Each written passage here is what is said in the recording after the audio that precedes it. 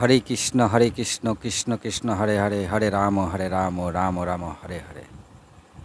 নমস্কার সবাইকে। আপনারা সবাই কেমন আছেন? কমেন্টে অবশ্যই জানাবেন। ভিডিওতে কেউ দেখে না, ঠিক আছে, কোনো ব্যাপার নেই। তো আমি আমার ধর্মকে ভীষণই ভালোবাসি, আর এই ভালোবাসি বলেই আমি আজ আমার ধর্মকে অন্য ধর্মের লোকেরা যেমন নিচু করে দেখাচ্ছে, আর আমাদের ধর্ম যে কী সেটা জানানোর জন্যই আমার এই পদক্ষেপ। একটা চেষ্টা বলতে পারেন, এই চেষ্টা আপনারাও করতে পারেন, কোনো অসুবিধা নেই। আমি একটা সামান্য চেষ্টা চালিয়ে যাচ্ছি, যাতে আমার ধর্মকে যারা নিচু করে দেখাচ্ছে, আমাদের ধর্ম নিচু নয়। আমাদের ধর্ম তো পুরো মানব সভ্যতাকে মানুষ করার, মানুষের মতন মানুষ হওয়ার জন্য শেখায়।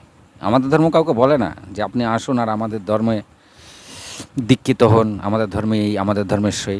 না না না। যদা যদা ই ধর্মস্য গ্লানে ভবতি ভারত আবুত্থানাং আধর্মস্য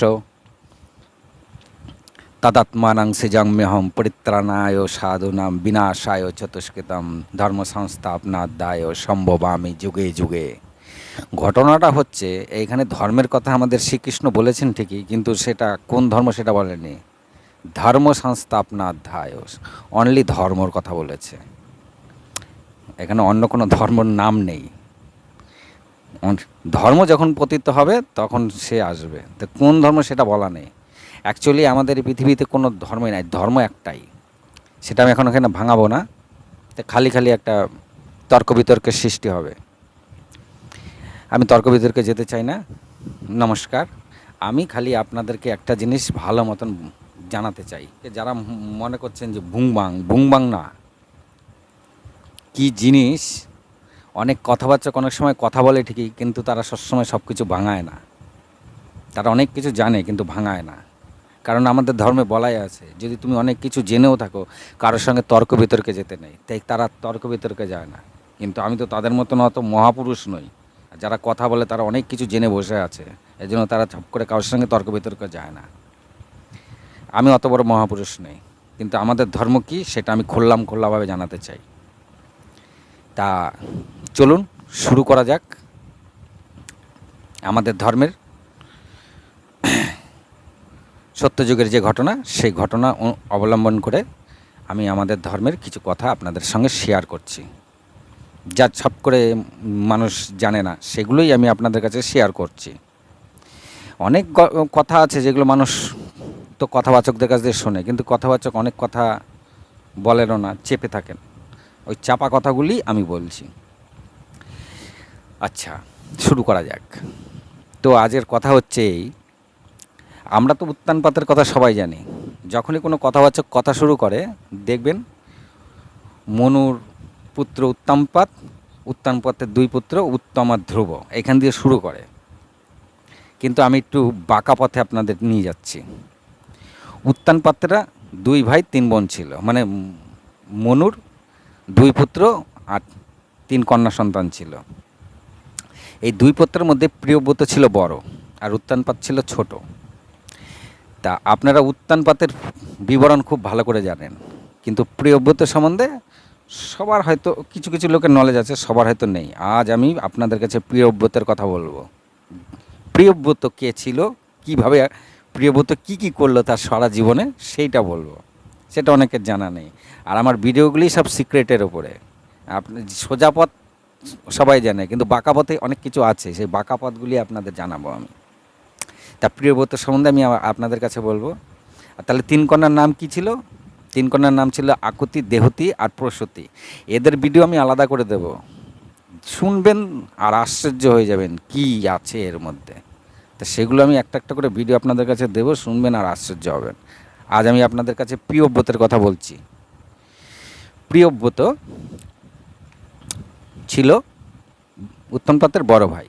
তা মনু ঠিক করলেন প্রিয়ব্রতকে তার পুরো পৃথিবীর শাসনের ভার দেবেন। কিন্তু প্রিয়ব্রতের জন্মের পর থেকেই পুরো বিষ্ণু ভক্ত ছিল। সবসময় বিষ্ণুকে সে সাধনা করত, বিষ্ণুর সাধনা করত। বিষ্ণু ছাড়া, বিষ্ণু তার চোখের মধ্যে, চোখের মনে প্রাণে সারা সমগ্র শরীরে সে বিষ্ণুরই নাম জপত। আর 5টা ইন্দ্রিয় আর মন, এই 6টা ইন্দ্রিয়কে একদম প্রিয়ব্রত পুরো বশ করে রেখেছিল। আমরা তো এই 5টা ইন্দ্রিয়র বশ, কিন্তু প্রিয়ব্রত তা ছিল না। প্রিয়ব্রত তো 5টা ইন্দ্রিয় তথা মন যে ছিল, সে মনকেও প্রিয়ব্রত বশ করে নিজের শরীরের মধ্যে দিয়ে সে পরিচালনা চলতো। এবার বুঝে নিন, আমরা তো 5টা ইন্দ্রিয়র বশে পড়ে আছি, বুঝতে পারছেন না? ভাবলে বুঝবেন যে কেন বসে পড়ে আছেন। কিন্তু প্রিয়ব্রত এই 5টা ইন্দ্রিয় সমেত তার যে মন ছিল, সেই মনটাকেও বশ করে সে নিজের শরীরের মধ্যে চলাফেরা করত, বাইরে চলাফেরা করতো না। ইন্দ্রিয়রা বাইরে পরিচালনা করে, কিন্তু যদি বশে করে ফেলান তাদেরকে আপনার শরীরের ভেতরেই পরিচালনা করতে পারেন। তো যাই হোক, তা মনু যখন বলল তাকে এই পৃথিবীর সম্রাট করে দেওয়া হবে, তখন প্রিয়ব্রত রাজি হলো না। প্রিয়ব্রত বলল, না, আমি বিষ্ণুর ভক্ত, আমি বিষ্ণুর ধ্যান ধারণা করে আমার জীবন কাটাতে চাই। তখন মনু তাকে বোঝালো যে, বাবা, বড় তুমি যদি শাসনভার না নাও তাহলে এই বিশ্ব সংসারকে কে সামলাবে? প্রিয়ব্রত কিছুতেই রাজি হয়নি। কিন্তু প্রিয়ব্রতর এত সাধনা ছিল, সেই সাধনার বলে একদিন ব্রহ্মা কাছে দেবতারা যায় যে এরকম মনু তার বড় পুত্র প্রিয়ব্রতকে শাসনভার দিতে চাইছে, কিন্তু প্রিয়ব্রত নিচ্ছে না। আর প্রিয়ব্রত যদি না নেয়, সৃষ্টি শুরু হবে কি করে? সবে সৃষ্টির শুরুয়াত তখন। প্রিয়ব্রত যদি শাসনভার না নেয় তাহলে সৃষ্টি শুরু হবে কি করে? তো ব্রহ্মা বললেন, ঠিক আছে, তাহলে আমি গিয়ে দেখি। আর প্রিয়ব্রত যেহেতু বিষ্ণুর ভক্ত ছিল, তার অঙ্গ অঙ্গ রোম রোম সব কোনো ময়লা ছিল না। আমাদের মনে ময়লা আছে, এই ময়লা হয়তো আপনি খুব সাধন ভজন করেন দিন রাত, আর ভাবছেন যে হ্যাঁ, আমি এবার স্বর্গে চলে যাব, বৈকুণ্ঠে চলে যাব। তো ভুল আপনার এসব ধারণা। আপনি একটা জিনিস ভগবানের কাছে যারা খুব সাধনা ভজনা করেন তাদেরকে আমি বলবো, একটা জিনিস খালি ভগবানের কাছে চাইবেন, যেন নরক যন্ত্রণাটা বেশি পেতে না হয়। নরকে আপনাকে যেতেই হবে, কলিযুগে জন্ম আপনার রোমে রোমে পাপ রয়েছে, এগুলোকে কাটাতে গেলে পরে আপনি খালি একটা জিনিস, যতই সাধন ভজন করেন, নরকে আপনাকে যেতেই হবে। না আপনি বৈকুণ্ঠে যাবেন, না আপনি স্বর্গে যাবেন নরকে। খালি একটা জিনিস চাইবেন, যেন নরকে আপনার বেশি শাস্তি না হয়।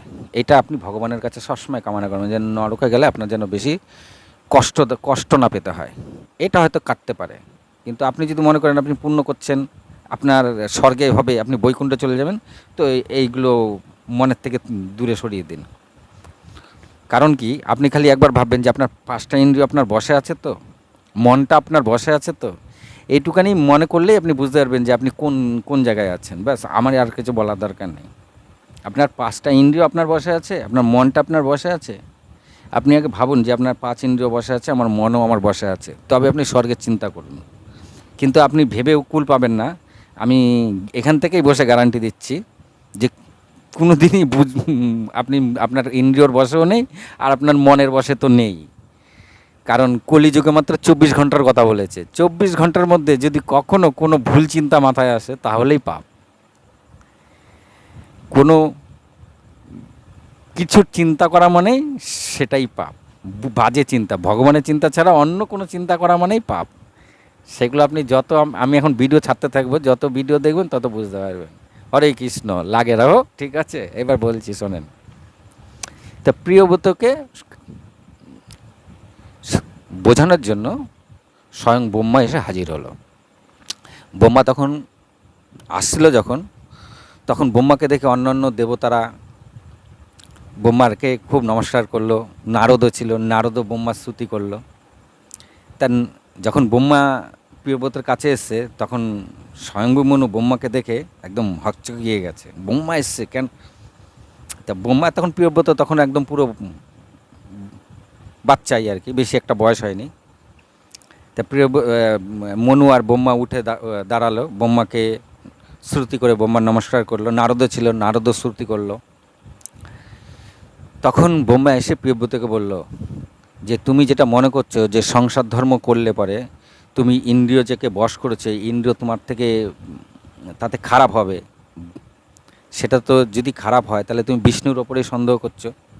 তোমার পঞ্চেন্দ্রিয় তোমার বসে আছে, ঠিক আছে, তুমি বিষ্ণুরই করছো, ঠিক আছে, কিন্তু বিয়ে করাটা কোনো খারাপ জিনিস নয়। বিয়ে করো ঠিকই, কিন্তু মনটাকে পরিষ্কার রাখবে, তাহলেই হবে। পঞ্চেন্দ্রিয় তোমার বসেই থাকবে। তুমি সম্পূর্ণ গৃহস্থ জীবনযাপন করার পরে তুমি সম্পূর্ণ তোমার মন নষ্ট হবে না, যদি তোমার সব কিছু ঠিকঠাক থাকে। প্রিয়ব্রতকে ভালো মন্দ খুব বোঝালো ব্রহ্মা। আর যেহেতু ব্রহ্মা এসে প্রিয়ব্রতকে বলেছে, প্রিয়ব্রত ভাবলো যে সৃষ্টিকর্তা উনি, কাকে কী করতে হবে সব ওনার জানা আছে। উনি যখন বলছে, বড়দের কথা রাখা উচিত, না হলে তাকে অসম্মান করা হয়। তাই প্রিয়ব্রত তাকে দণ্ডবত নমস্কার করে বলল, ঠিক আছে, আপনি যা বলবেন আমি তাই করব। তা মনু বোঝাতে পারলো না, কিন্তু ব্রহ্মা এসে বোঝানোর পরে প্রিয়ব্রত বুঝলো। তারপরে ব্রহ্মা চলে গেল। নারদ বলল, বাহ, ঠিক আছে, তাহলে তুমি এখন ভাবো, দেখো কি করবা।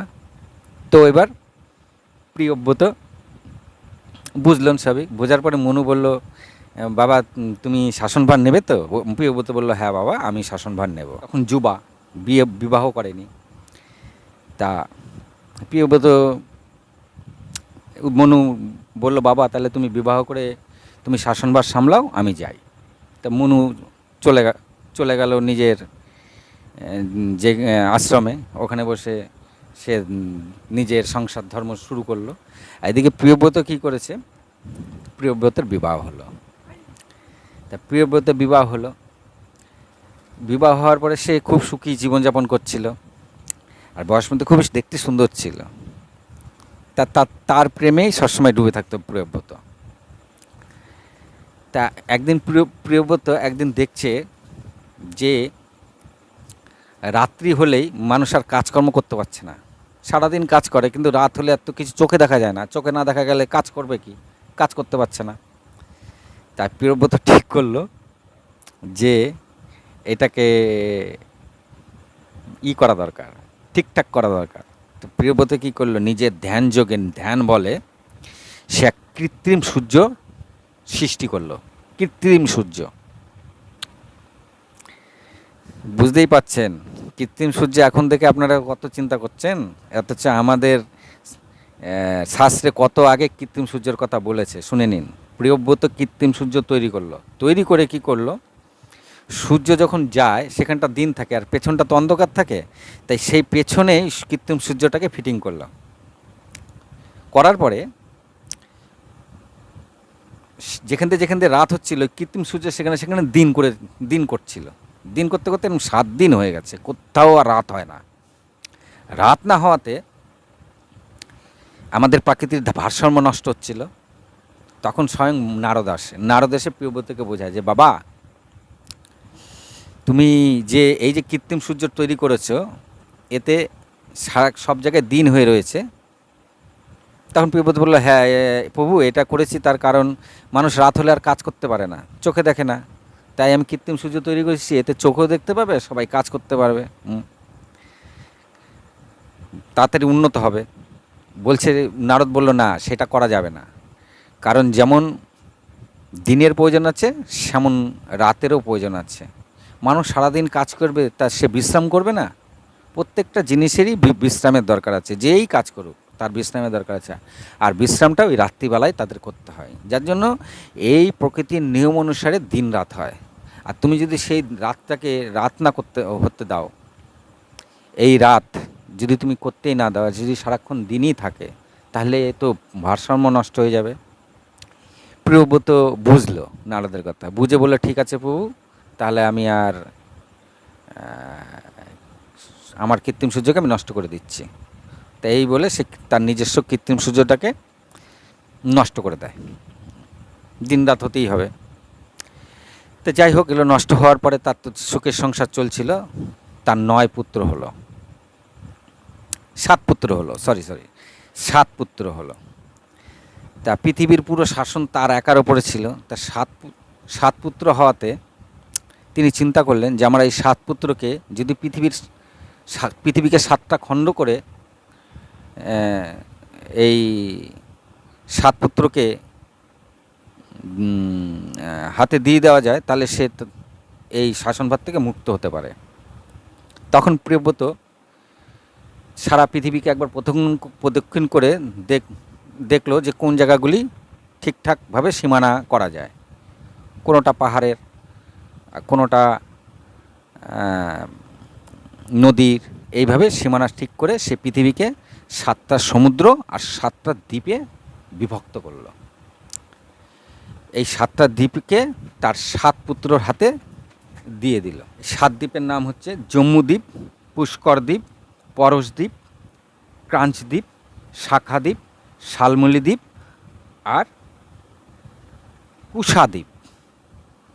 এই 7টা দ্বীপ ভাগ করে তিনি তার 7 পুত্রকে দিয়ে দিলেন।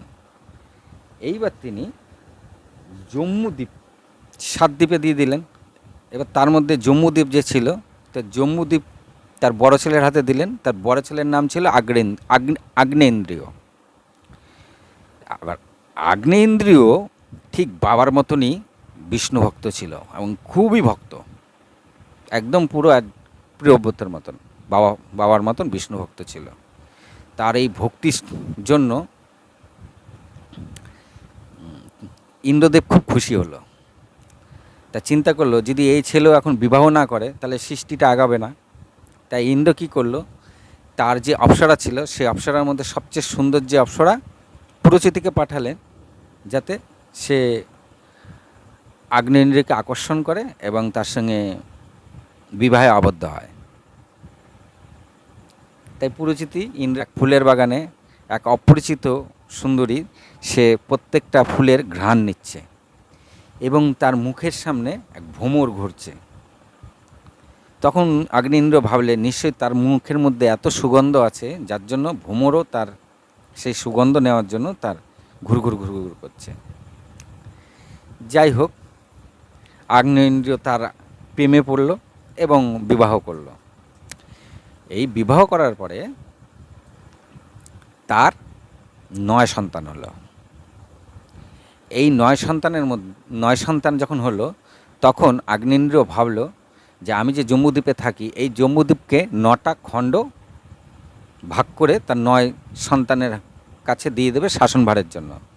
এই 9 খণ্ড পরবর্তীকালে বর্ষ বলা হতো এই খণ্ডকে। এই 9 খণ্ড বা বর্ষকে তার 9 ছেলের হাতে দিয়ে দিল। তার সবচেয়ে বড় ছেলের নাম ছিল নাভি। তাই নাভিকে যে খণ্ড দেওয়া হলো তাকে নাভিবর্ষ বলা হতো। তা এই যে জম্বুদ্বীপকে 9টা খণ্ডে বিভক্ত করা হলো, এর নাম হলো যথাক্রমে ইলাবৃত্ত বর্ষ, ভদ্রাংশ বর্ষ, কিংপুরুষ বর্ষ, নাভিবর্ষ, হরিবর্ষ, সম্যক বর্ষ, কুরুবর্ষ, হিরণ্যময় বর্ষ, কেতুমাল বর্ষ। তার নাভিবর্ষ, এখানে কিন্তু কোথাও ভারতবর্ষের নাম উচ্চারিত নেই। এই নাভির অনুসারে পরবর্তীকালে নাভির পুত্র ছিল, নাভি ছিল তার বড় পুত্র। তার নাভির পুত্র হলো ঋষভদেব, যা ইন্দ্রর কন্যা জয়ন্তীর সঙ্গে বিবাহ হয়েছিল এবং তার 100 পুত্র হয়েছিল। এই 100 পুত্রের মধ্যে সবচেয়ে বড় পুত্রের নাম ছিল ভরত। সেই ভরতের নাম অনুসারে পরবর্তীকালে এই নাভিবর্ষের নাম হয় ভারতবর্ষ। প্রিয়ব্রত কী করলো, প্রিয়ব্রত তো তার ছেলেদের হাতে দিল। দেওয়ার পরে তিনি একদিন ভাবলেন মনে মনে যে প্রিয়ব্রত তো বয়সমতীকে, তা একদিন চিন্তা করলেন বয়সমতীকে বিয়ে করে তার সেই প্রেমেই মজে আছে। একদিন নিজেকেই সে ধিক্কার দিল যে এটা আমার ঠিক হচ্ছে না, আমি বিষ্ণু ভক্ত, আমার এইভাবে সংসারের প্রতি আর থাকাটা উচিত হবে না। যখন নিজেকেই সে নিজে ধিক্কার দিচ্ছিল, তখন নারদ এসলো। নারদ এসে বলল, তুমি নিজেকে আর ধিক্কার দিও না, তুমি যা করেছো সবই সৃষ্টির মঙ্গল কামনায় করেছো, তাই এতে তোমার কোনো কিছুই ক্ষতি হয়নি। তা প্রিয়ব্রত আমাদের এই পৃথিবীকে 7টা সমুদ্র 7টা দ্বীপে ভাগ ভাগ করেছিল এবং সে কৃত্রিম সূর্য তৈরি করেছিল। এই প্রিয়ব্রতের সম্বন্ধে আমরা উত্তানপাতের সম্বন্ধে অনেক কথা জানি, কিন্তু প্রিয়ব্রতের সম্বন্ধে বেশি একটা জানি না। তা আজ প্রিয়ব্রতের সম্বন্ধে এই যে জানকারিটা আমি দিলাম, এটা অনেকের জানা নেই।